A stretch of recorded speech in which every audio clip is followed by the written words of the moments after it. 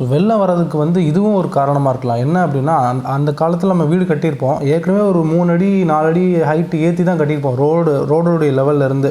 So அதுக்கப்புறம் road போடும்போது அந்த ரோடை வந்து பேக்காமல் அப்படியே மேலே போடுறதுனால ரோடுடைய ஹைட் இன்க்ரீஸ் ஆயிடுது.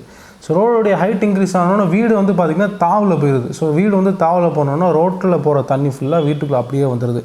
இதுதான் வந்து ஒரு காரணமாக இருக்கும். அதாவது இல்லைனா கூட தண்ணி வந்து பள்ளம் எங்கே இருக்கோ அதை நோக்கி ஓடிடும். ஸோ இந்த மாதிரி வந்து ரோடு மேலே ரோடு அப்படியே ஹைட்டை இன்க்ரீஸ் பண்ணி போடுறதுனால இந்த மாதிரி தண்ணி வந்து அப்படியே வீட்டுக்குள்ளே வந்துடுது. ஸோ கவர்மெண்ட் தான் வந்து கரெக்டாக ரோடுடைய ஹைட்டை வந்து இன்க்ரீஸ் பண்ணாமல் இனிமேலாவது இருக்கிற ரோடை அப்படியே பேர்த்து எடுத்துகிட்டு புது ரோடு போடணும். இது போட்டால் வெள்ளம், அதாவது வீட்டுக்குள்ளே வந்து தண்ணி போடுறத வந்து முடிஞ்ச அளவுக்கு தடுக்கலாம். ஸோ என்னுடைய பாயிண்ட் ஆஃப் வியூ இதுதான் காரணமாக இருக்கும். அதிகமாக வீட்டுக்குள்ளே தண்ணி போகிறதுக்கு இதுதான் காரணமாக இருக்கும். சப்ஸ்கிரைப் பண்ணுங்கள். பாய்.